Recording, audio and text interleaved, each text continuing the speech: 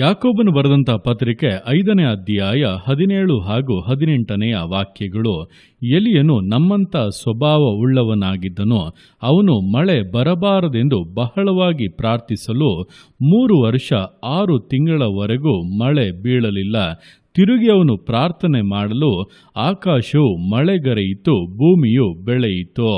ಈ ವಾಕ್ಯದಲ್ಲಿ ಆಸಕ್ತಿಯುಳ್ಳಂಥ ಪ್ರಾರ್ಥನೆಯು ಯಾವ ರೀತಿಯಾಗಿ ಪ್ರತಿಫಲವನ್ನು ಕೊಡುತ್ತದೆ ಎಂಬುದಾಗಿ ತಿಳಿಸಿ ನುಡಿದಂಥ ಸಂಗತಿಗಳನ್ನು ವಿವರಿಸಲಾಗಿದೆ.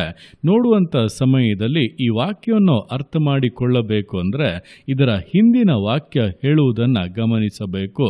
ಏನೆಂದರೆ, ನೀತಿವಂತನ ಅತ್ಯಾಸಕ್ತಿಯುಳ್ಳ ವಿಜ್ಞಾಪನೆಯು ಬಹು ಬಲವಾಗಿದೆ ಎಂಬುದಾಗಿ. ಅಂದರೆ ನೀತಿವಂತರಾದರೆ ಸಾಲದು, ನೀತಿವಂತರಾಗಿ ಆಸಕ್ತಿಯಿಂದ ಪ್ರಾರ್ಥಿಸಬೇಕು, ಆಸಕ್ತಿಯಿಂದ ದೇವರ ಮುಂದೆ ವಿಜ್ಞಾಪಿಸಬೇಕು. ಆಗಲೇ ಅದರ ಪ್ರತಿಫಲವನ್ನು ನಾವು ಜೀವಿತದಲ್ಲಿ ಹೊಂದುವುದಕ್ಕೆ ಸಾಧ್ಯ. ಅನೇಕರು ಅಂದುಕೊಳ್ಳುವುದು ಹೇಗೆಂದರೆ, ದೇವರೇ, ನಾನು ಯಾವುದೇ ತಪ್ಪನ್ನು ಮಾಡಿಲ್ಲ, ಯಾವುದೇ ಪಾಪವನ್ನು ಮಾಡಿಲ್ಲ, ಯಾರಿಗೂ ದ್ರೋಹ ಮಾಡಿಲ್ಲ, ಯಾರಿಗೂ ಕೇಡನ್ನು ಬಯಸಿಲ್ಲ. ಈ ರೀತಿ ಇರುವಾಗ ನನಗೆ ಯಾಕೆ ಇಂಥ ಕಷ್ಟಗಳು, ನನಗೆ ಯಾಕೆ ಇಂಥ ದುಃಖಗಳು, ನನಗೆ ಯಾಕೆ ಇಂಥ ವೇದನೆಗಳು, ನಿಂದೆ, ಅವಮಾನಗಳು, ನಷ್ಟಗಳು ಎಂಬುದಾಗಿ ಪರಿಸ್ಥಿತಿಗಳನ್ನು ನೋಡಿ ದುಃಖ ಪಡುವಂಥವರು, ದೇವರ ಕಾರ್ಯಗಳಲ್ಲಿ ನಿರಾಸೆಗಳಿಗೆ ಅವಕಾಶಗಳನ್ನು ಕೊಡುವಂಥವರು ಅನೇಕರಿದ್ದಾರೆ. ಒಂದನ್ನು ತಿಳಿದುಕೊಳ್ಳಿರಿ, ನೀವು ನೀತಿವಂತರಾಗಿರುವುದರಿಂದ ನಿಮಗೆ ಕಷ್ಟಗಳು, ಇಕ್ಕಟ್ಟುಗಳು ತಪ್ಪಿ ಹೋಗುವುದಿಲ್ಲ. ಬದಲಾಗಿ ನೀತಿವಂತರಾಗಿ ನೀವು ಆಸಕ್ತಿಯಿಂದ ಪ್ರಾರ್ಥಿಸುವಾಗಲೇ ಅದರಿಂದ ಬಿಡುಗಡೆಗಳು ಉಂಟಾಗುವುದನ್ನು ಜೀವಿತದಲ್ಲಿ ಅನುಭವಿಸಲಿದ್ದೀರಾ. ನಿಮ್ಮ ಪ್ರಾರ್ಥನೆಯು ಬಹು ಬಲವುಳ್ಳದ್ದಾಗಿ ಕಾರ್ಯಗಳನ್ನು ನೆರವೇರಿಸಲಿದೆ. ಇದನ್ನೇ ಉದಾಹರಣೆಯಾಗಿ ಎಲಿಯನ ಜೀವಿತದಿಂದ ಹೇಳುತ್ತಾ, ಎಲಿಯನು ನಮ್ಮಂಥ ಸ್ವಭಾವ ಉಳ್ಳವನಾಗಿದ್ದನು.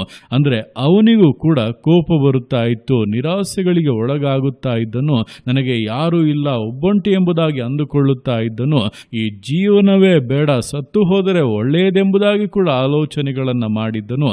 ಈ ರೀತಿಯಾಗಿ ಸಹಜವಾಗಿ ಮನುಷ್ಯರಿಗೆ ಬರುವಂಥ ಎಲ್ಲ ಕಾರ್ಯಗಳಲ್ಲಿ ಅವನು ಕೂಡ ಹಾದು ಹೋದನು. ನಮ್ಮಂಥ ಸ್ವಭಾವ ಉಳ್ಳಂಥವನೇ.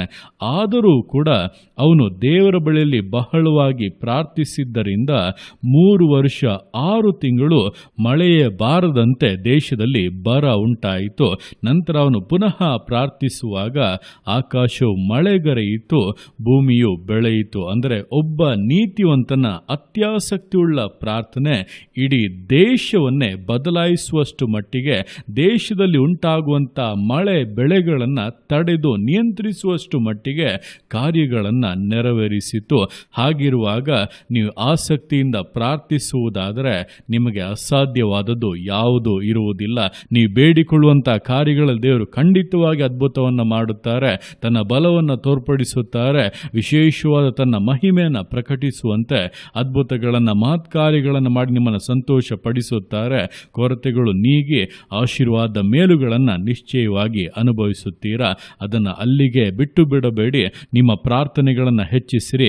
ವೈಯಕ್ತಿಕ ವಿಷಯಗಳಿಗಾಗಿ, ಕುಟುಂಬಕ್ಕಾಗಿ, ಮಕ್ಕಳಿಗಾಗಿ, ಕೆಲಸಕ್ಕಾಗಿ ಎಂಬುದಾಗಿ ನಿಮ್ಮ ವಿಷಯಗಳಿಗಾಗಿ ಮಾತ್ರ ಪ್ರಾರ್ಥಿಸದೆ, ನಿಮ್ಮ ಗ್ರಾಮಕ್ಕಾಗಿ, ನಿಮ್ಮ ಪಟ್ಟಣಕ್ಕಾಗಿ, ನಿಮ್ಮ ಜಿಲ್ಲೆಗಾಗಿ, ರಾಜ್ಯಕ್ಕಾಗಿ, ದೇಶಕ್ಕಾಗಿ, ಅನ್ಯ ಜನರಿಗಾಗಿ, ಅವರ ರಕ್ಷಣೆಗಾಗಿ, ಅಂತ್ಯಕಾಲದಲ್ಲಿ ಪವಿತ್ರಾತ್ಮನ ಅಭಿಷೇಕ ಸುರಿಸಲ್ಪಡುವಂತೆ, ಉಜ್ಜೀವನ ಉಂಟಾಗುವಂತೆ ಪ್ರತಿಯೊಂದು ವಿಷಯಗಳಿಗಾಗಿ ಆಸಕ್ತಿಯಿಂದ ಪ್ರಾರ್ಥಿಸುವುದಾದರೆ, ದೇವರ ಚಿತ್ತ ನೆರವೇರುವಿಕೆಗಾಗಿ ಆಸಕ್ತಿಯಿಂದ ಬೇಡಿಕೊಳ್ಳುವುದಾದರೆ ಪ್ರತಿಯೊಂದು ಕಾರ್ಯಗಳು ಕೂಡ ನೆರವೇರುತ್ತವೆ. ಅದರ ಪೂರ್ಣತೆಯನ್ನು ನಿಶ್ಚಯವಾಗಿ ಕಾಣುತ್ತೀರಾ. ಎಲ್ಲದಕ್ಕಿಂತ ಮುಖ್ಯವಾಗಿ ದೇವರ ಉದ್ದೇಶದ ನೆರವೇರುವಿಕೆಗೆ ನೀವು ವಿಶೇಷವಾದ ಒಂದು ಸಾಧನವಾಗಿ ಬಳಕೆ ಆಗಲಿದ್ದೀರಾ. ಆ ರೀತಿಯಾಗಿ ನಾವು ಆಸಕ್ತಿಯಿಂದ ಪ್ರಾರ್ಥಿಸುವಾಗ ಬಹಳ ದೊಡ್ಡ ಬದಲಾವಣೆಗಳನ್ನು ಕಾಣಬಹುದು ಎಂಬುದನ್ನು ಅರಿತು ಸೋತು ಹೋಗದೆ, ಬಳಲಿ ಹೋಗದೆ ಆಸಕ್ತಿಯಿಂದ ಪ್ರಾರ್ಥಿಸಿ ಜಯವನ್ನು ಹೊಂದುವಂತೆ ಸಮರ್ಪಣೆಯಿಂದ, ದೃಢತೆಯಿಂದ, ವಿಧೇಯತೆಯಿಂದ ವಿಶ್ವಾಸ ಜೀವಿತಗಳನ್ನು ಮುನ್ನಡೆಸೋಣ. ದೇವರ ಕರಗಳಲ್ಲಿ ಸಮರ್ಪಿಸಿ ಪ್ರಾರ್ಥಿಸೋಣ. ಯೇಸುವೆ ಸ್ತೋತ್ರ ರಾಜ, ಕೊಟ್ಟಂಥ ದಿವಸಕ್ಕೋಸ್ಕರ ಸ್ತೋತ್ರ ಕರ್ತನೆ. ಈ ದಿವಸ ನಿನ್ನ ಕರಗಳಲ್ಲಿ ಸಮರ್ಪಿಸ್ತಾನೆ. ಪ್ರತಿಯೊಂದು ಜೀವಿತಗಳನ್ನು ನೀನು ಆಳ್ವಿಕೆ ಮಾಡು, ಬಲಪಡಿಸು ಕರ್ತನೆ. ಅದಪ್ಪ, ದಿವಸಗಳಲ್ಲಿ ಎಲೇನು ಆಸಕ್ತಿಯಿಂದ ಪ್ರಾರ್ಥಿಸಿದಾಗ ಇಡೀ ದೇಶವನ್ನೇ ಅಪ್ಪ ಅವನ ಪ್ರಾರ್ಥನೆ ನಿಯಂತ್ರಿಸಿತು. 3 ವರ್ಷ 6 ತಿಂಗಳು ಮಳೆ ಬರದಂತೆ, ಅದರ ನಂತರ ಪುನಃ ಪ್ರಾರ್ಥಿಸುವಾಗ ಮಳೆ ಬರುವಂತೆ ವಿಷಯಗಳು ಬದಲಾದಂತೆ ದಿವಸಗಳಲ್ಲಿ ನೀತಿವಂತರಾಗಿ ನಾವು ಪ್ರಾರ್ಥಿಸುವಾಗ ನಮ್ಮ ಜೀವಿತದಲ್ಲಿರುವಂಥ ವಿಷಯಗಳು, ನಮ್ಮ ಕುಟುಂಬದಲ್ಲಿರುವಂಥ ವಿಷಯಗಳು, ನಾವು ಎದುರಿಸ್ತಾ ಇರುವಂಥ, ನಾವು ಹಾದು ಹೋಗುತ್ತಾ ಇರುವಂಥ ವಿಷಯಗಳನ್ನೆಲ್ಲ ಬದಲಾಯಿಸುವಂಥ ಅಧಿಕಾರವನ್ನು ಅದು ಹೊಂದಿದೆ. ನಿನ್ನಿಂದ ಶ್ರೇಷ್ಠವಾದ ಉತ್ತರಗಳನ್ನು ಪಡೆದುಕೊಳ್ಳುವುದಕ್ಕೆ ನಮ್ಮ ಪ್ರಾರ್ಥನೆ ಸಾಧನವಾಗಿದೆ ಎಂಬುದನ್ನು ಅರಿತು ಪ್ರಾರ್ಥಿಸಿ ಜಯ ಹೊಂದುವುದಕ್ಕೆ ಒಬ್ಬೊಬ್ಬರಿಗೂ ಸಹಾಯ ಮಾಡು. ಹಾಗೆ ಅಪ್ಪ, ನಿಮ್ಮ ಮಕ್ಕಳು ದೇಶಕ್ಕಾಗಿ ಪ್ರಾರ್ಥಿಸುವಾಗ, ಇತರರಿಗಾಗಿ ಪ್ರಾರ್ಥಿಸುವಾಗ, ತಮ್ಮ ಗ್ರಾಮಕ್ಕಾಗಿ, ತಮ್ಮ ಪಟ್ಟಣಕ್ಕಾಗಿ, ತಮ್ಮ ಸುತ್ತಮುತ್ತಲಿರುವಂಥ ಎಲ್ಲ ಕಾರ್ಯಗಳಿಗಾಗಿ ಪ್ರಾರ್ಥಿಸುವಾಗ ನೀವು ಅದಕ್ಕೆ ವಿಶೇಷವಾದ ಉತ್ತರಗಳನ್ನು ಅನುಗ್ರಹಿಸಿ ದೇಶದಲ್ಲಿ ಕರ್ತನೆ ನೀತಿ ನೆಲೆಗೊಳ್ಳುವಂತೆ, ನಿಮ್ಮ ಉದ್ದೇಶಗಳು ಪರಿಪೂರ್ಣಗೊಳ್ಳುವಂತೆ ಕಾರ್ಯಗಳನ್ನು ನೆರವೇರಿಸಬೇಕೆಂದು ಪ್ರಾರ್ಥಿಸ್ತಾ ಅದನ್ನು ಒಬ್ಬೊಬ್ಬರನ್ನು ಕೂಡ ಪ್ರಾರ್ಥನೆ ಆತ್ಮನಿಂದ ತುಂಬಿಸಿ ಆಶೀರ್ವದಿಸಿ ನಿಮ್ಮ ಉಜ್ಜೀವನ ಉಂಟಾಗಲಿ ಅಪ್ಪ. ನೀವು ಆರ್ತಿಗೆ ಮಾಡುವಂಥ ನಿಮ್ಮ ಪ್ರೀತಿಗೋಸ್ಕರ, ಕೃಪೆಗೋಸ್ಕರ ಅಪ್ಪ ನಿಮಗೆ ಸ್ತೋತ್ರಗಳು.